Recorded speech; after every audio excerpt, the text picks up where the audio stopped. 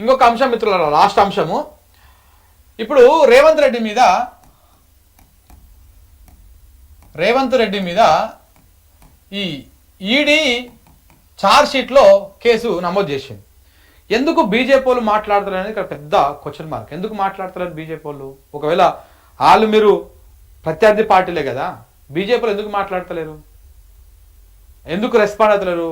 కాంగ్రెస్ మంత్రులు, కాంగ్రెస్ అధికార ప్రతినిధులు కూడా మాట్లాడతలేరు. అంటే ఇక్కడ మనం అర్థం చేసుకోవాల్సింది రెండు ఒకటే, బీజేపీ కాంగ్రెస్ రెండు ఒకటే.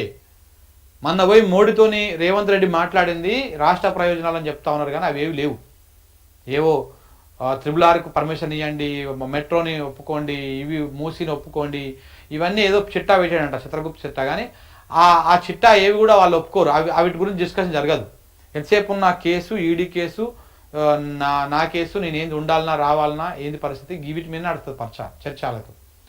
మిగతాన్ని అధికారులు చూసుకుంటారు, వాళ్ళు ఎక్కడ ఇస్తారు, వాళ్ళు చేసే కాడ చేస్తారు. కానీ ₹1 తేలే ఇప్పటిదాకా రేవంత్ రెడ్డి కూడా, ₹1 తేలే. ఈ అంశం గురించి తర్వాత కూడా డిస్కస్ చేద్దాం.